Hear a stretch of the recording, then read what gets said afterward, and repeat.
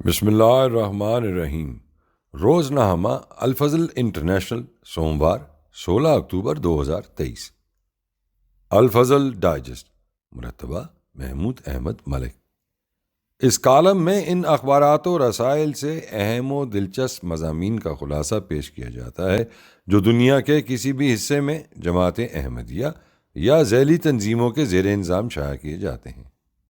حضرت سیدہ سغرا بیگم صاحبہ رضی اللہ تعالیٰ عنہ اماں جی، لجنہ ہمایلہ جرمنی کے رسالہ خدیجہ برائے 2013 نمبر 1 میں مکرمہ آصفہ عطاء الحلیم صاحبہ کے قلم سے حضرت سیدہ سغرا بیگم صاحبہ رضی اللہ تعالیٰ عنہ حرم حضرت خلیفۃ المسیح اول رضی اللہ تعالیٰ عنہ کی سیرت پر ایک مضمون شامل اشاعت ہے۔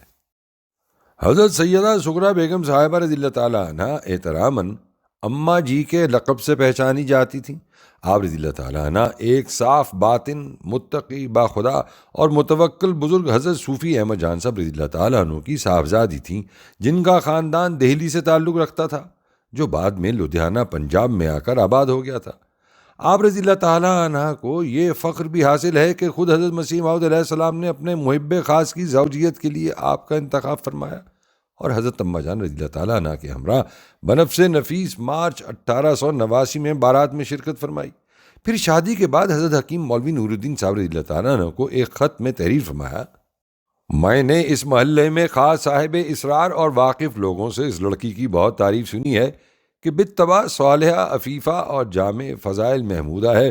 اس کی تربیت و تعلیم کی طرف بھی توجہ رکھیں اور آپ پڑھایا کریں۔ اس کی استعدادیں بہت عمدہ معلوم ہوتی ہیں اور اللہ جل شانہ کا نہایت فضل اور احسان ہے کہ یہ جوڑ بہم پہنچایا، ورنہ اس قحط الرجال میں ایسا اتفاق محالات کی طرح ہے۔ خدا تعالیٰ نے حضرت سیدہ کو یہ اعزاز بھی عطا فرمایا کہ خواتین میں سب سے پہلے حضرت مسیح موعود علیہ السلام کے دست مبارک پر بیعت کرنے کی سعادت آپ کو ملی اور آپ ہی کا آبائی گھر دارالبیت قرار پایا۔ یہ اعزاز بھی آپ رضی اللہ تعالیٰ عنہ کو عطا ہوا کہ سیدنا حضرت مسلم موعود رضی اللہ تعالیٰ عنہ جیسی ہستی کو آپ کا داماد بنا دیا۔ ان برکات اور نوازشات الہیہ کی عملی شکر گزاری آپ رضی اللہ تعالیٰ عنہ نے اس طرح کی کہ ایک پاک اور متقیانہ اور ہمدردی خلائق سے بھرپور زندگی گزاری، مہمان نوازی، یتیم اور نادار بچوں کی پرورش، صبر و حلم، سیر چشمی اور قناعت، سخاوت، فراخ دلی، صلہ رحمی، شکر گزاری، سادگی اور توکل آپ رضی اللہ تعالیٰ عنہ کی سیرت کے ممتاز اور نمایاں پہلو تھے۔ ان اوصاف حمیدہ میں سے مہمان نوازی آپ کے اخلاق کا سب سے نمایاں جوہر تھا۔ بلا مبالغہ ہزاروں ہزار انسان ہیں جن کی خدمت اور مہمان نوازی کا شرف آپ رضی اللہ تعالیٰ عنہ کو حاصل ہوتا رہا۔ حضرت مولانا نور الدین صاحب رضی اللہ تعالیٰ عنہ کی زندگی میں اور اس کے بعد بھی قادیان میں ساری زندگی عموماً آپ رضی اللہ تعالیٰ عنہ کا وسیع مگر سادہ مکان ایک مستقل مہمان خانہ بنا رہتا تھا۔ خصوصاً جلسہ سالانہ کے ایام میں سینکڑوں خواتین اور بچے آپ کے ہاں بطور مہمان قیام کرتے تھے۔ سارے کا سارا گھر خالی کر کے مہمانوں کے حوالے کر دیا جاتا تھا۔ آپ ایک چھوٹی سی چارپائی اپنے لیے اپنے کچے باورچی خانے میں ڈلوا لیتی اور بعض دفعہ وہ بھی کسی مہمان ہی کے کام آتی تھی۔ آپ سب کی مہمان نوازی اور آرام کا خیال ایسے انہماک، جوش اور خلوص کے ساتھ کرتی کہ اس کی مثال کہیں کم ہی نظر آ سکتی ہے۔ خصوصاً غربا، ضعیف العمر، بیمار اور بچے آپ کی توجہ کا خاص مرکز بنے رہتے تھے۔ ان ایام میں بمشکل 2-3 گھنٹے کچھ آرام کر لیتی تھیں۔ ایام جلسہ میں عموماً آپ اپنا بستر پہلے ہی کسی ضرورت مند کے حوالے کر دیتی تھیں، لیکن آپ کے آرام اور سخت سردی کے خیال سے دوبارہ سہبارہ جو بستر آپ کے لیے مہیا کیا جاتا وہ بھی اکثر و بیشتر کسی ضرورت مند کو دے دیتی تھیں۔ ہر مہمان سے نہایت خندہ پیشانی سے پیش آتیں، اکثر اپنے ہاتھ سے مہمانوں کے لیے چائے وغیرہ تیار کرتیں۔ حضرت ام مظفر رضی اللہ تعالیٰ عنہ حرم حضرت صاحبزادہ مرزا بشیر احمد صاحب رضی اللہ تعالیٰ عنہ فرماتی ہیں، حضرت اماں جی بہت زندہ دل اور مہمان نواز تھیں۔ جب بھی میں ان کے گھر جاتی تو وہ انتہائی محبت اور شفقت سے پیش آتیں، اور چونکہ ان کی اور میری ہر دو کی مادری زبان فارسی تھی، اس لیے ہم دونوں نہایت بے تکلفی کے ساتھ فارسی میں گفتگو کر کے اپنا دل بہلاتے تھے۔ نیز چونکہ ہم دونوں کے خاندان خصوصاً کابل والی نمکین چائے کے بھی عادی تھے، اس لیے جب بھی میں جاتی اور موسم مناسب ہوتا تو حضرت اماں جی میرے لیے لازماً اصرار کے ساتھ نمکین چائے تیار کرواتی اور مجھے بھی پلاتی اور خود بھی پیتی، اور بعض اوقات جب میں کسی مجبوری کی وجہ سے جلد واپس آ جاتی تو وہ بعد میں چائے تیار کروا کے ہمارے گھر پر بھجوا دیتی۔ اسی طرح بعض اوقات گرمی کے موسم میں لیمونیڈ وغیرہ کی بوتلیں بھی بعد میں گھر میں بھجوا دیا کرتی تھیں۔ ان کا انداز گفتگو بڑا دلچسپ اور بے تکلفانہ ہوتا تھا۔ اماں جان رضی اللہ تعالیٰ عنہ حضرت سیدہ نصرت جہاں بیگم صاحبہ کے پاس آپ کا بہت آنا جانا تھا۔ جب بھی وہ حضرت اماں جان کے پاس آتیں یا حضرت اماں جان ان کے گھر جاتیں تو گویا عجیب محبت و شفقت کے جذبات سے مجلسیں گرما جایا کرتی تھیں۔ حضرت اماں جان کی مہمان نوازی اور شفقت اور غربا پروری تو مشہور ہے ہی، حضرت اماں جی بھی ان کے قدم پر بہت مہمان نواز، شفیق اور غریب پرور تھیں۔ مہمان نوازی سے شغف تھا مگر تکلف اور نمود کا عنصر نام کو نہ تھا۔ ہر امیر و غریب سے یکساں برتاؤ ہوتا تھا۔ ایک دفعہ جلسے کے ایام میں روا میں حضرت چودھری محمد ظفر اللہ خان صاحب رضی اللہ تعالیٰ عنہ آپ رضی اللہ تعالیٰ عنہ کی خدمت میں حاضر ہوئے۔ حضرت اماں جی حسب معمول اپنے باورچی خانے میں مہمانوں کی خدمت کے لیے موجود تھیں۔ حضرت چودھری صاحب رضی اللہ تعالیٰ عنہ کی تشریف آوری کا سن کر دروازے پر تشریف لے گئیں۔ ملحقہ ڈیوڑی میں ان کے لیے چارپائی بچھوا دی۔ حضرت چودھری صاحب بے تکلفی سے اس پر بیٹھ گئے۔ باتیں ہوتی رہیں۔ حضرت اماں جی نے فرمایا کھانا کھا کر جائیں، اور عام سادہ برتنوں میں ایک ٹرے کے اندر کھانا بھجوا دیا۔ حضرت چودھری صاحب نے بشاشت اور شکر گزاری کے ساتھ وہ کھانا کھایا۔ کوئی اہتمام نہیں، کوئی تکلف نہیں۔ عجیب پروقار انداز تھا مہمان نوازی کا، اور کیا ہی مبارک تھے ان کے عقیدت مند مہمان۔ نادار اور یتیم بچوں کی پرورش آپ رضی اللہ تعالیٰ عنہ کی زندگی کا محبوب ترین مشغلہ تھا۔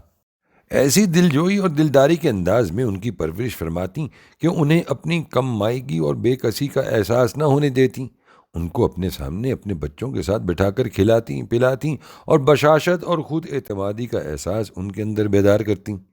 محض اللہ تعالیٰ کے فضل سے جماعت میں ایسے افراد کی کمی نہیں جنہوں نے آپ رضی اللہ تعالیٰ عنہ کی پرشفقت تربیت و تعلیم کے نتیجے میں دینی اور دنیوی لحاظ سے کامیاب اور خوشگوار زندگی گزاری ہے۔ بہت سی مستحق امداد عورتیں مستقل طور پر آپ کے ہاں رہتی تھیں، اور ویسے آپ کے ہاں آنے جانے والی مستحق عورتوں کا تو کوئی شمار ہی نہ تھا۔ آپ کی امداد کا رنگ بھی عجیب و دلکش ہوتا تھا۔ ایک ضعیف العمر عورت کو متعدد بار بطور مدد کے کچھ رقم دی کہ خربوزے خرید کر اس سے کچھ نفع کما لے۔ وہ خربوزوں کی ٹوکری خرید کر آپ ہی کے ہاں لے آتی کہ ان کو فروخت کرنے کے لیے جانا ہے۔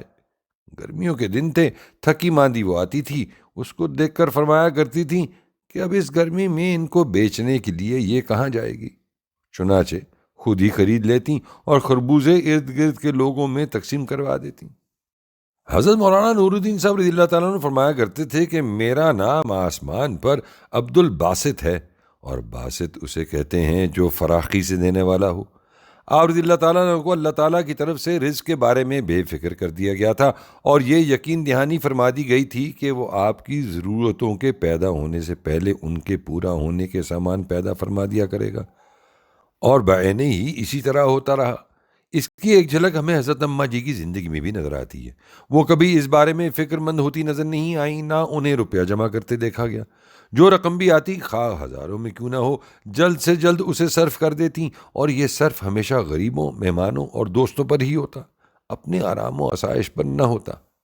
جب بھی انہیں کوئی تحفہ نذرانہ، نقدی یا ملبوسات کی شکل میں ملتا، وہ اسے یتیموں اور غریبوں میں تقسیم کر دیتی، اور جب یہ عرض کیا جاتا کہ یہ تو آپ کے علاج اور آرام کے لیے تھا، تو جواب ملتا کہ تم اپنی خوشی پوری کرنے کے لیے مجھے دیتے ہو، میں اپنی خوشی پوری کر لیتی ہوں۔ آخری ایام میں جب آپ سے پوچھا گیا کہ آپ کی کوئی خواہش ہو تو بتا دیں، جواب دیا کوئی خواہش نہیں، بس اب تو اپنے اللہ سے ملنا ہے۔ ایک اور موقع پر جواب دیا کوئی خواہش نہیں، بس یہ جو یتیم بچی میرے پاس رہتی ہے اس کو پڑھا دینا۔ حضرت اماں جی رضی اللہ تعالیٰ عنہ نے ساری زندگی بڑے صبر و شکر اور وقار سے گزاری۔ اگر کسی نے ذرا سی نیکی بھی آپ سے کی تو آپ نے اسے ہمیشہ یاد رکھا۔ جب بھی موقع ہوتا اپنے بچوں کو بتاتی کہ انہوں نے تم سے اتنی اتنی نیکیاں کی ہیں، اور ہمیشہ شکر گزاری کے ساتھ ان سے نیک سلوک کرنے کی تلقین فرماتی۔ حضرت مسلم موعود رضی اللہ تعالیٰ عنہ کی نوازشات کا ذکر تو انتہائی شکر گزاری کے ساتھ اکثر و بیشتر آپ کے لبوں پر ہوتا۔ حضرت اماں جی رضی اللہ تعالیٰ عنہ کی درویشانہ اور انتہائی سادہ زندگی پر نظر ڈالتے ہیں تو بلا شبہ ان کی ذات ان تو ہی داستان عشرت میں سے نظر آتی ہے جن کے بارے میں مالک عرش عظیم نے اپنے پیارے بندے کو آسمان سے پکار کر کہا تھا، می خواہد نگار من تو ہی دستان عشرت را، یعنی میرا محبوب بھی اس کو پسند کرتا ہے جو خالی ہاتھ ہوتا ہے۔ حضرت مسیح موعود علیہ السلام کا خلق عظیم۔ لجنہ ہمائلہ جرمنی کے رسالہ خدیجہ برائے 2013 نمبر 1 میں مکرمہ برکت بی بی صاحبہ اہلیہ حکیم مولوی رحیم بخش صاحب مرحوم کی یہ روایت شامل اشاعت ہے کہ ایک دن حضرت مسیح موعود علیہ السلام لیٹے ہوئے تھے اور میں پیر دبا رہی تھی۔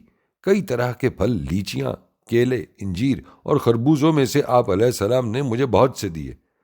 میں نے ان کو بہت سنبھال کر رکھا کہ یہ بابرکت پھل ہیں، ان کو میں گھر لے جاؤں گی تاکہ سب کو تھوڑا تھوڑا بطور تبرک کے دے دوں۔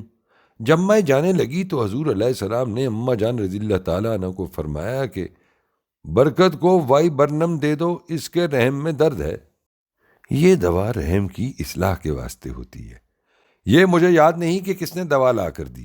حضور علیہ السلام نے 10 قطرے ڈال کر بتایا کہ 10 قطرے روز صبح کو پیا کرو۔ میں گھر جا کر پیتی رہی۔ دوا پینے کے بعد حمل ہو گیا تھا جس کا مجھے علم نہ تھا۔ ایک دن میں نے خواب میں دیکھا کہ میں اور 2 اور عورتیں بیٹھی ہیں کہ مجھے حیض آ گیا ہے۔ میں گھبرائی اور تعبیر نامہ دیکھا۔ اس میں یہ تعبیر لکھی تھی کہ جو عورت اپنے آپ کو حائضہ دیکھے وہ کوئی گناہ کرتی ہے۔ مجھے یہ دیکھ کر سخت رنج ہوا۔ میں نفل پڑھتی اور توبہ استغفار کرتی اور خدا سے عرض کرتی، یا اللہ، مجھ سے کون سا گناہ ہوا ہے یا ہونے والا ہے، تو مجھے اپنے فضل سے بچا۔ پھر قادیان آئی اور ایک روز جب حضور علیہ السلام کے پاؤں دبا رہی تھی تو میں نے عرض کی کہ حضور، مجھے ایک ایسی خواب آئی ہے جس کو میں حضور کی خدمت میں پیش کرنے سے شرم محسوس کرتی ہوں، حالانکہ نہیں آنی چاہیے کیونکہ حضور تو خدا کے بھیجے ہوئے ہیں۔ آپ سے نہ عرض کروں گی تو کس کے آگے بیان کروں گی؟ پھر میں نے حضور کی خدمت میں وہ خواب بیان کی۔ حضور علیہ السلام نے فرمایا کہ وہ کتاب جو سامنے رکھی ہے وہ اٹھا لاؤ۔ میں لے آئی۔ آپ نے کتاب کھول کر دیکھا اور بتایا کہ جو عورت ایسا خواب دیکھے تو اگر وہ حاملہ ہے تو لڑکا پیدا ہوگا، اور اگر حاملہ نہیں تو حمل ہو جائے گا۔ میں نے عرض کی کہ مجھے حضور علیہ السلام کی دعا اور دوا سے حمل ہے۔ آپ علیہ السلام نے فرمایا، اب انشاءاللہ لڑکا پیدا ہوگا۔ سیرت المہدی جلد 2 صفحہ 214 215۔ صداکار ابن سعید۔